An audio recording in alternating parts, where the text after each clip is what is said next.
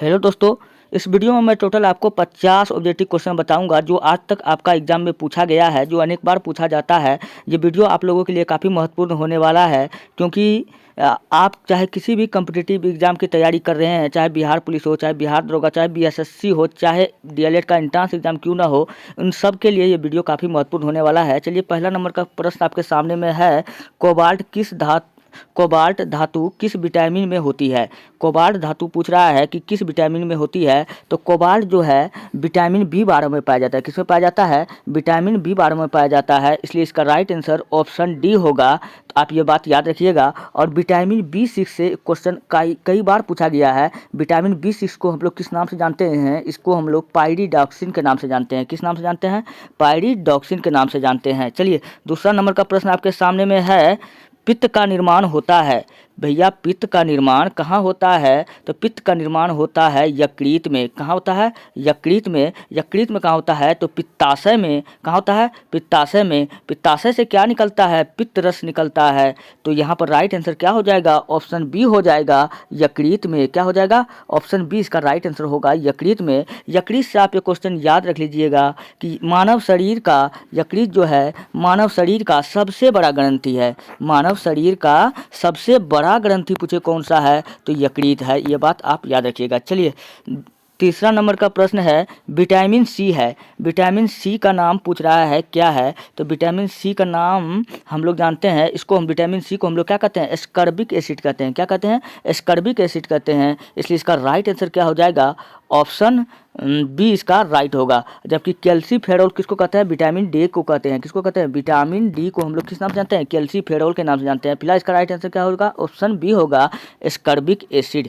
चलिए, चौथा नंबर का प्रश्न आपके सामने में है, वायरस रोग है। तो वायरस रोग जो है वो क्या है? इन्फ्लुएंजा है, डिप्थीरिया है, हाइजा है, टाइफाइड है। वायरस जो रोग है वो इन्फ्लुएंजा से फैलता है। किससे फैलता है? इन्फ्लुएंजा में क्या होता है? वायरस होता है। इसलिए इसका राइट आंसर क्या हो जाएगा? ऑप्शन ए हो जाएगा। ऑप्शन ए इसका राइट होगा। चलिए, पांचवा नंबर का क्वेश्चन है, ओरिजिन ऑफ स्पीसीज नामक पुस्तक के लेखक है। ओरिजिन ऑफ स्पीसीज नामक का जो पुस्तक है उसको कौन लिखा था? उसको लिखा था चार्ल्स डार्विन भाई साहब ने। कौन लिखा था?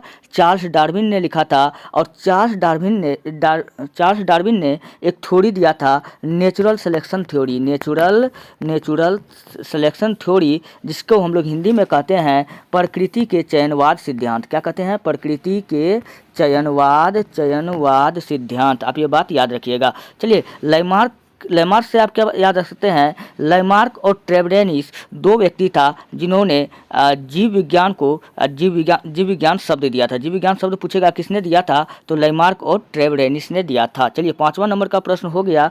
छठा नंबर का प्रश्न है, बैक्टीरियोफेज है। भैया, बैक्टीरियोफेज है वो क्या है? बैक्टीरियोफेज का काम क्या होता है? मैं आपको बताता हूँ। बैक्टीरियोफेज का काम होता है बैक्टीरिया को मारना। क्या होता है? बैक्टीरिया को मारना। ऑप्शन ए है वायरस को जीवाणु को भक्षण करता है। वायरस जो बैक्टीरियोफेज, वह वायरस जो जीवाणुओं को भक्षण करता है। ऑप्शन बी है जीवाणुओं जो पादप कोशा पर भक्षण करता है। ऑप्शन सी है जीवाणु अंगक। ऑप्शन डी है जीवाणु जो प्राणी कोशा भक्षण करता है। नहीं भैया, इसका राइट आंसर ऑप्शन ए हो जाएगा। बैक्टीरियोफेज वह वायरस है जो जीवाणुओं को क्या करता है? भक्षण करता है, यानी मारता है। इसलिए इसका राइट आंसर क्या हो जाएगा? ऑप्शन ए हो जाएगा।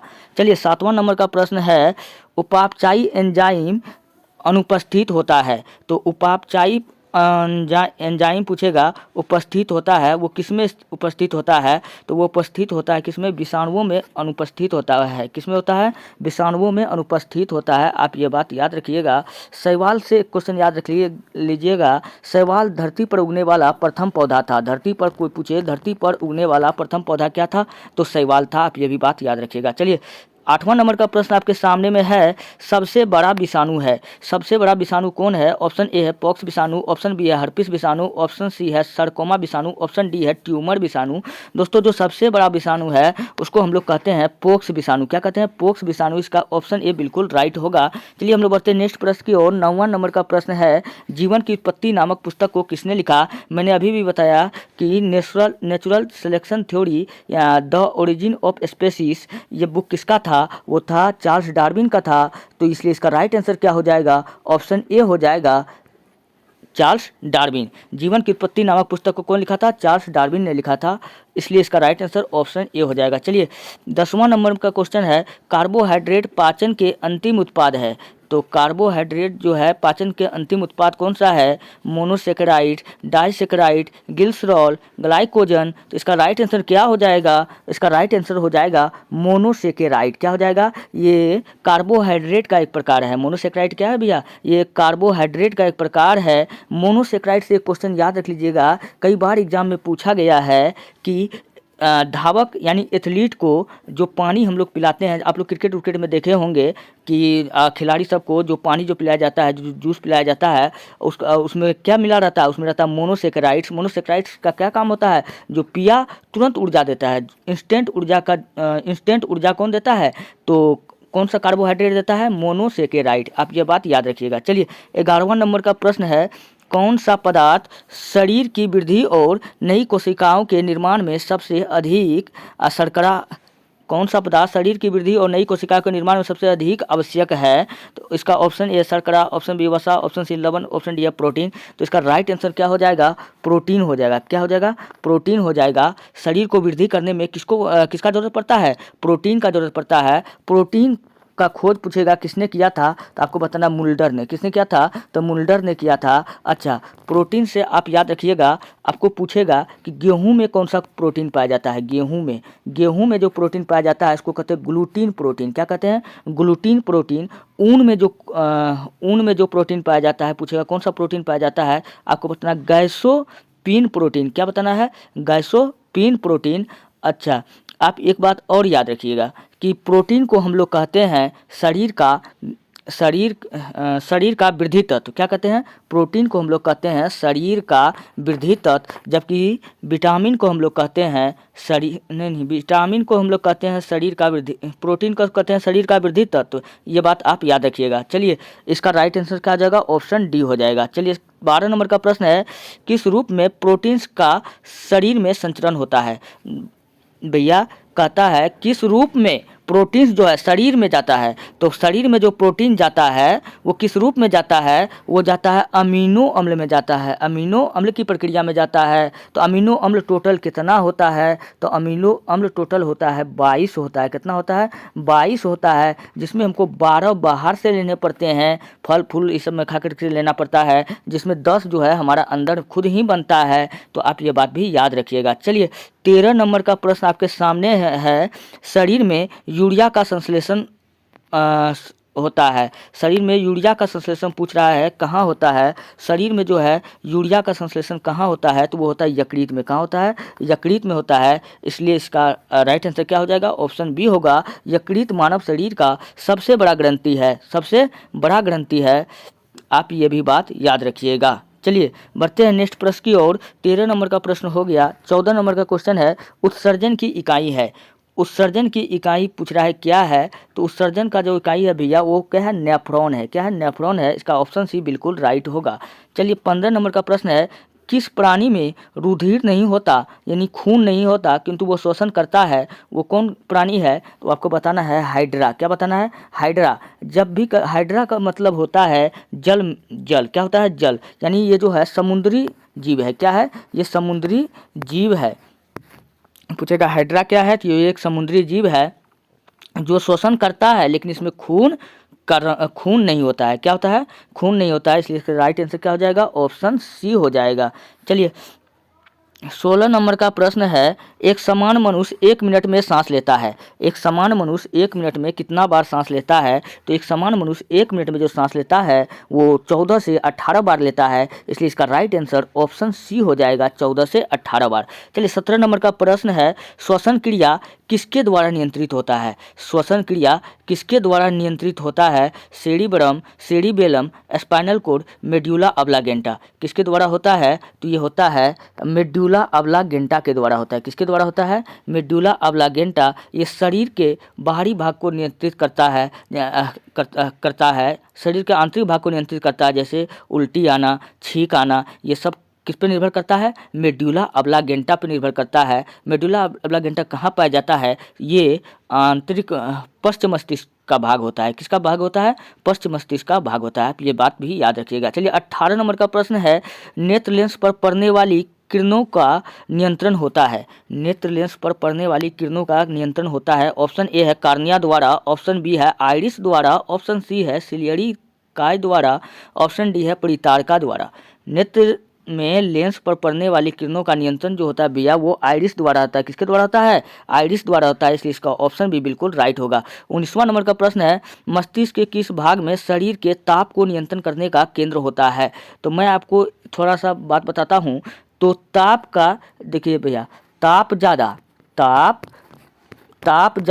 तो गर्मी का अनुभव, ताप ज़्यादा तो गर्मी का अनुभव, ताप अगर कम तो ठंडा का अनुभव, ठंडा का अनुभव कौन दिलाता है? वो दिलाता है हाइपोथैलेमस। कौन दिलाता है? हाइपोथैलेमस। पूछेगा हाइपोथैलेमस क्या करता है? तो ठंडी और गर्मी का एहसास दिलाता है। ऑप्शन ए 19 नंबर का क्वेश्चन पढ़िए, मस्तिष्क के किस भाग में शरीर के ताप को नियंत्रण करने का केंद्र होता है? तो हाइपोथैलेमस में होता है। ताप ज़्यादा होगा तो गर्मी लगेगा, ताप कम होगा तो ठंडा लगेगा।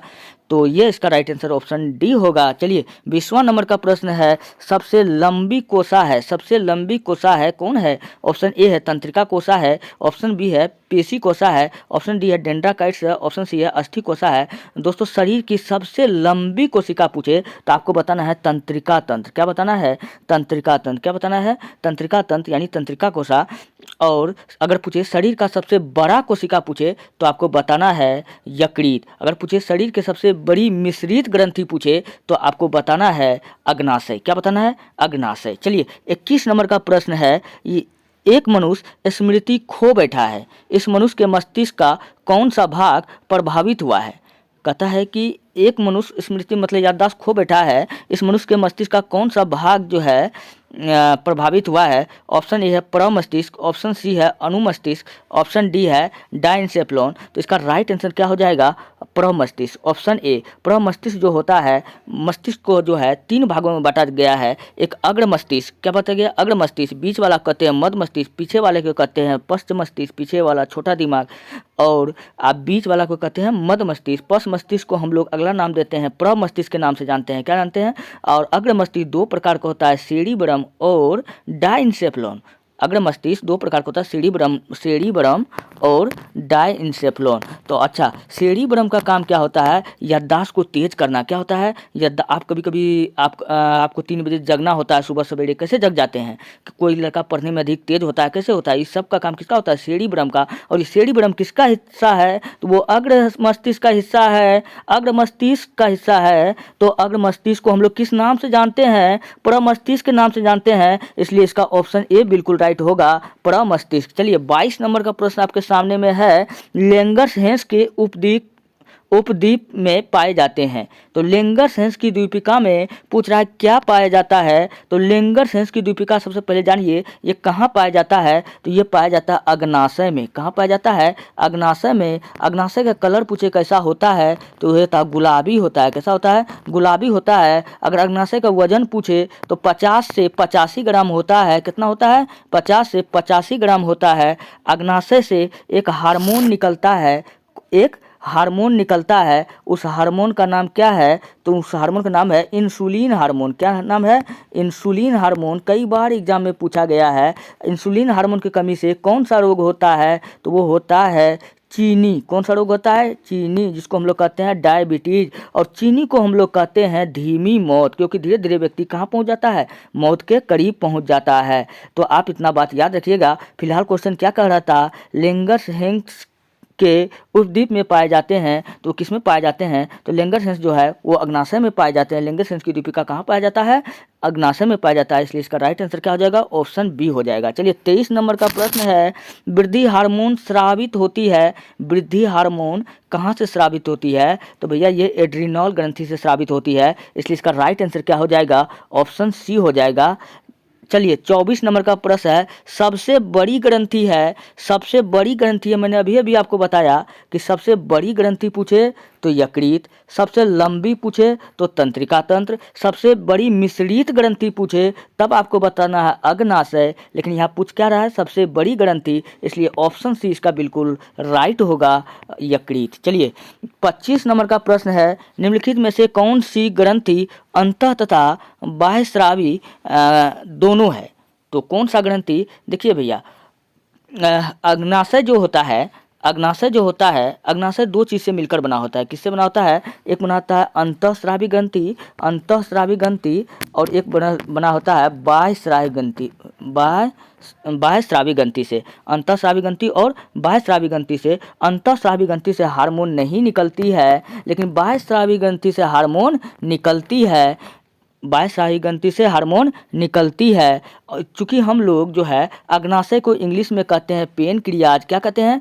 पेनक्रियाज, तो इसलिए इसका राइट आंसर ऑप्शन बी हो जाएगा पेनक्रियाज। हमको पता है पेनक्रियाज एक मिश्रित ग्रंथि है। दोस्तों जब ये मिश्रित ग्रंथि होगा जरूर किसी न किसी ग्रंथि से मिलकर बना होगा। तो मैंने अभी आपको बताया कि अग्नाशय जो है दो प्रकार के मिश्र ग्रंथि से मिलकर बना होता है, एक को कहते हैं अंतःस्रावी ग्रंथि, दूसरा को कहते हैं बहिर्स्रावी ग्रंथि। क्वेश्चन में भी दिया था, तो ये दोनों से मिलकर क्या बनता है? पेनक्रियाज बनता है, इसलिए इसका राइट आंसर क्या हो जाएगा? ऑप्शन बी हो जाएगा। चलिए 26 नंबर का प्रश्न है, गर्भ निरोधक गोलियों में अधिकतर होता है, तो गर्भ निरोधक गोलियों में जो अधिकतर होता है क्या होता है? तो गर्भ निरोधक गोलियों में जो अधिकतर होता है वो होता है ओस्ट्रोजन और प्रोजेस्टेरोन होता है। क्या होता है? ओस्ट्रोजन और प्रोजेस्टेरोन होता है। इसका ऑप्शन डी बिल्कुल राइट होगा। 26 नंबर का प्रश्न हो गया। 27 नंबर का प्रश्न है, निम्नलिखित में से कौन सा जंतु द्विलिंगी होता है? तो द्विलिंगी जंतु कौन सा है? तो जोंक जो होता है ये द्विलिंगी होता है। क्या होता है? द्विलिंगी होता है। दोस्तों जोंक का जो है ना मुंह दोनों बगल होता है,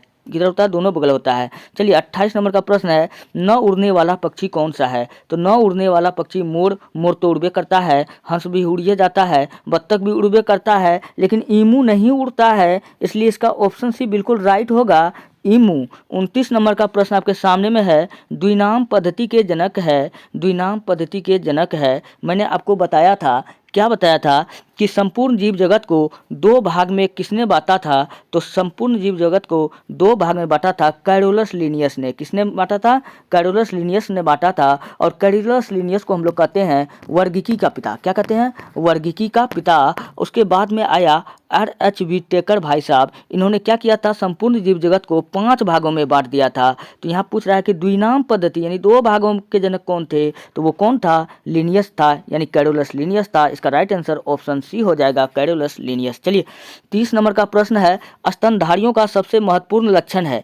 स्तनधारियों का महत्वपूर्ण लक्षण है, स्तनधारियों का अर्थ होता है, स्तनधारियों का अर्थ होता है जिनका शरीर होता है। हम लोग किस में आते हैं? स्तनधारी में आते हैं। स्तनधारियों का जो महत्वपूर्ण लक्षण है उसका हृदय जो है उसमें 4 कोष्ठ होगा। कितना होगा? 4 कोष्ठ होगा, इसलिए इसका ऑप्शन भी बिल्कुल राइट होगा 4 कोष्ठीय हृदय। चलिए 31 नंबर का प्रश्न है, उड़न मछली है एक्सोसिट्स एशिया एसी पेंसर। तो उड़न मछली कौन सा है? तो इसका राइट आंसर क्या हो जाएगा?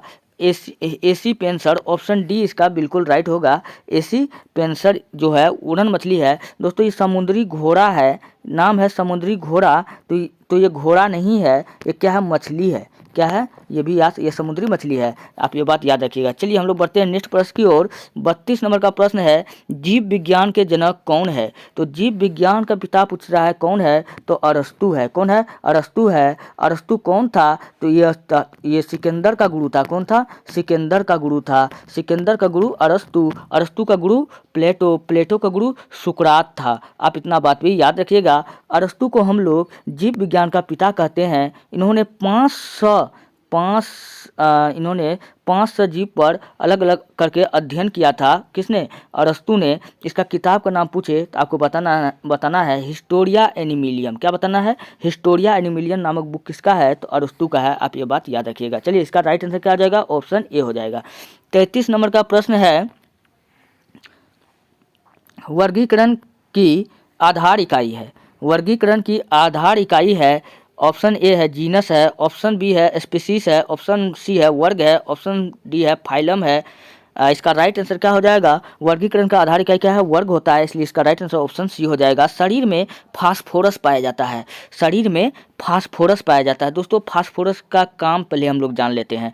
आपने माचिस देखा होगा, माचिस का तिल्ली में पूछेगा क्या लगा होता है, तो आपको बताना रेड फास्फोरस लगा होता है। क्या लगा होता है, रेड फास्फोरस लगा होता है। तो रेड फास्फोरस कोई भी चीज़ को जलाने का काम करता है। क्या करता है, जलाने का काम करता है। तो रेड फास्फोरस कोई भी चीज़ को जलाने का काम करता है। क्वेश्चन क्या पूछ रहा है, शरीर में फास्फोरस पाया जाता है। शरीर में जो फास्फोरस पाया जाता है वो हड्डियों में पाया जाता है। किसमें पाया जाता है, हड्डियों में। और हड्डी को हम लोग अस्थि भी कहते हैं, इसलिए इसका राइट आंसर क्या हो जाएगा, अस्थि हो जाएगा। ऑप्शन ए इसका बिल्कुल राइट होगा। इसलिए आप लोग देखते होंगे जब मनुष्य को मरने के उपरांत जब जलाया जाता है तो हड्डी भी जल जाता है, क्योंकि हड्डी में होता है फास्फोरस। इस फास्फोरस कोई भी चीज़ को जलाने में सहायता प्रदान करता है, तो इसलिए हड्डी भी क्या होता है, पूरी तरीक़ा से लगभग जल जाता है। चलिए 34 नंबर का आंसर क्या हो जाएगा, ऑप्शन ए हो जाएगा। चलिए 35 नंबर का प्रश्न आपके सामने में है, मानव के लाल रुधिर कणों आरबीसीज का जीवन काल होता है। लाल रक्त कणिका का पूछ रहा है कि जीवन काल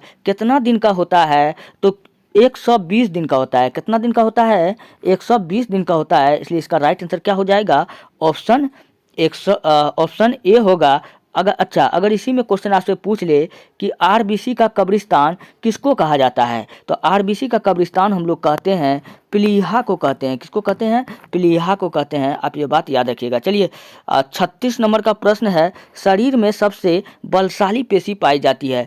शरीर के सबसे बलशाली पेशी कहाँ की पेशी है, ऑप्शन सी इसका बिल्कुल राइट होगा। जबड़े की पेशी जो है वो सबसे बलशाली पेशी है। चलिए बरहाए कान का कठोर लचीला भाग बना होता है, तो बरहाए कान का जो कठोर लचीला भाग होता है वो किसका बना होता है, तो कंडरा का। कंडरा क्या होता है, तो मैंने आपको बताया था हड्डी से हड्डी का जोड़, पीछे बहुत सारा वीडियो पड़ा है, आप लोग देख के आइएगा। हड्डी से हड्डी का जोड़ क्या कहलाता है, स्नायु कहलाता है। हड्डी से मांसपेशी का जोड़ क्या कहलाता है, कंडरा कहलाता है। तो यहाँ क्वेश्चन क्या पूछ रहा है, बरहाए कान का कठोर लचीला भाग होता है लचीला भाग, तो लचीला भाग तो हड्डी तो लचीला होता नहीं है, इसलिए अस्थि तो ऑप्शन होगा नहीं। तो यह हड्डी से हड्डी का जोड़, ये भी हड्डी की बात कर रहा है, वो स्नायु कहलाता है, तो ये भी होगा नहीं। कंडरा भी होगा नहीं, तो होगा क्या, उपास्थि होगा। उपास्थि क्या होता है, मुलायम होता है। क्या होता है, उपास्थि होता है। जैसे कान का हड्डी हो गया, कान को इधर उधर कर लेंगे, हड्डी को मुलायम होता है। हड्डी को कभी आप इधर उधर कर सकते हैं, कान को इधर कीजिए तो इधर उधर डुला सकते हैं, है ना। तो ये होता है उपास्थि। क्या होता है, उपास्थि। और हड्डी कड़ा होता है, ये बात आप याद रखिएगा। हड्डी में पूछेगा कि कौन सा प्रोटीन पाया जाता है, आपको बताना मायोसिन प्रोटीन पाया जाता है। कौन सा, मायोसिन प्रोटीन पाया जाता है। अगर पूछे हड्डी का अध्ययन क्या कहलाता है, आपको बताना है ऑस्टियोलॉजी। क्या कहलाता है, ऑस्टियोलॉजी। वही पूछे कि उपास्थि का अध्ययन क्या कहलाता है, आपको बताना है कॉन्ड्रियोलॉजी। क्या बताना है, कॉन्ड्रियोलॉजी। आप ये भी बात याद रख सकते हैं। चलिए हम लोग बढ़ते हैं 38 नंबर का प्रश्न की ओर। क्वेश्चन है, मानव के रक्त का पीएच, मानव के रक्त का समान पीएच वैल्यू होता है। मानव के खून का समान पीएच वैल्यू कितना होता है, ये होता है 7.4। कितना होता है, 7.4। इसका ऑप्शन ए बिल्कुल राइट होगा। आप देखिए कुछ चीज़ ऐसा होता है जिसका जो होता है पीएच वैल्यू जो होता है वो 7 होता है। जैसे पानी हम लोग 7 दिन में 7 दिन पीते हैं। अंडा हो गया, ये सब चीज़ का क्या हो, 7 या 7 से ज़्यादा हो गया, लगभग 7 हो गया, क्योंकि ये सब हम नित्य रोज संडे हो या मंडे, अपने टीवी में प्रचार देखा था, रोज़ खाओ एक एक अंडे। तो पूछेगा कि अंडा का पीएच मान कितना होता है, तो वो भी होता है 7 से अधिक होता है।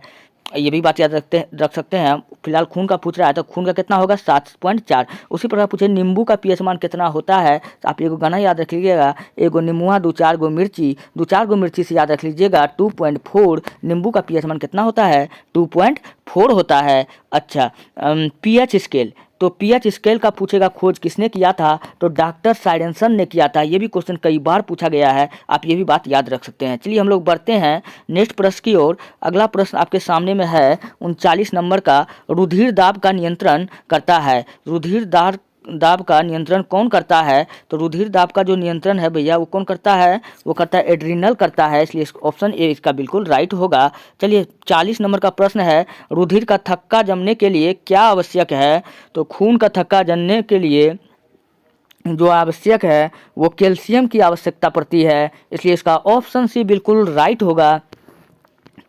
41 नंबर का प्रश्न है, रुधिर में एंटी स्कंदन पदार्थ मिलाया जाता है। तो रुधिर में पूछा जाता है कि क्या मिलाया जाता है। एंटी स्कंदन पदार्थ जो मिलाया जाता है वो क्या मिलाया जाता है, वो मिलाया जाता है सोडियम ऑक्जेलेट। क्या मिलाया जाता है, सोडियम ऑक्जेलेट। चलिए 42 नंबर का प्रश्न है, शरीर में सबसे अधिक पाए जाने वाला उत्तक है। शरीर में सबसे अधिक पाए जाने वाला उत्तक कौन सा उत्तक है, वो होता है संयोजी उत्तक। क्या होता है, संयोजी उत्तक। दोस्तों संयोजी उत्तक को हम लोग कहते हैं कनेक्टिंग उत्तक। क्या कहते हैं, कनेक्टिंग उत्तक। तो ये शरीर के एक भाग से एक उत्तक को दूसरे उत्तक से जोड़ने का काम करता है, तो इसलिए हम लोग इसको हम क्या नाम देते हैं, कनेक्टिंग उत्तक का नाम देते हैं। तो इसका राइट आंसर भी क्या हो जाएगा, ऑप्शन ए हो जाएगा, संयोजी उत्तक। चलिए नेक्स्ट क्वेश्चन 43 नंबर का है कि ट्रिपोनोसोमिएसिस रोग की वाहक है। तो ट्रिपोसोमिएसिस रोग की वाहक है, वो कौन है, वो है सीसी मक्खी। कौन है, सीसी मक्खी। इसका ऑप्शन सी बिल्कुल राइट होगा। इस क्वेश्चन के बारे में पूरा डिटेल हमको पता नहीं है, इसलिए मैं इतना ही तक मैं इसको बताता हूँ। चलिए 44 नंबर का प्रश्न है, काला बाजार के लिए उत्तरदायी प्रोटोजोआन है। काला बाजार के लिए उत्तरदायी प्रोटोजोआन कौन सा है, तो वो है ट्रिपोनोसोमा। कौन है, ट्रिपोनोसोमा। इसका ऑप्शन भी बिल्कुल राइट होगा।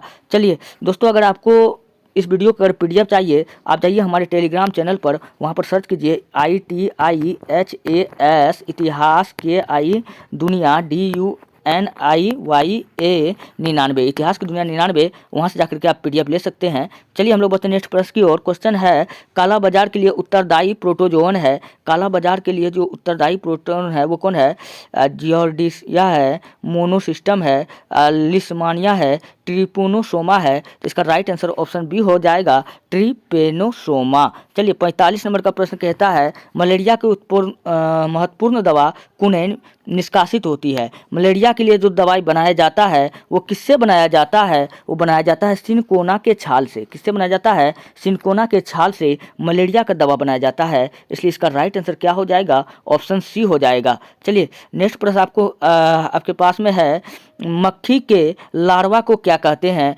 दोस्तों मक्खी के लार्वा को हम लोग किस नाम से जानते हैं, मैगट के नाम से जानते हैं। इसका ऑप्शन सी बिल्कुल राइट होगा। 47 नंबर का प्रश्न है, उद्योग जो मधुमक्खी से संबंधित है। तो मैंने आपको कल ही बताया था, कल वाला सेट में मैंने आपको बताया था कि मधुमक्खियों का अध्ययन क्या कहलाता है, तो एपीकल्चर। क्या कहलाता है, एपी कल्चर कहलाता है। हॉर्टिकल्चर, हॉर्टिकल्चर क्या कहलाता है, फल फूल सब्जी उत्पादन। फल फूल सब्जी उत्पादन हॉर्टिकल्चर कहलाता है। सेरीकल्चर रेशम उत्पादन को कहते हैं। क्या किसको कहते हैं, रेशम उत्पादन को कहते हैं। पीसी कल्चर मत्स्य पालन को कहते हैं। मत्स्य पालन को क्या कहते हैं, पीसी कल्चर कहते हैं। तो आप इतना बात याद रखिएगा। फिलहाल पूछ रहा है कि मधुमक्खी से संबंधित है वह उद्योग, तो एपी कल्चर। क्या है, एपी कल्चर। इसका ऑप्शन भी बिल्कुल राइट होगा। चलिए 48 नंबर का क्वेश्चन है। क्वेश्चन कहता है, मधुमक्खियों में संचरण का साधन है। मधुमक्खियों में जो संचरण जो होता है वो गंध के द्वारा होता है, क्या ध्वनि के द्वारा होता है, क्या नाच के द्वारा होता है, या उपयुक्त सभी के द्वारा होता है। इसका राइट आंसर ऑप्शन सी हो जाएगा, नाच के द्वारा होता है। चलिए 49 नंबर का प्रश्न आपके सामने में है, टीसी मक्खी निम्नलिखित में से कौन सा रोग फैलाती है। तो टीसी मक्खी जो है, जो रोग फैलाती है वो कौन सा रोग फैलाती है, स्लीपिंग सिकनेस फैलाती है। क्या फैलाती है, स्लीपिंग सिकनेस फैलाती है। इसलिए इसका ऑप्शन ए बिल्कुल राइट होगा।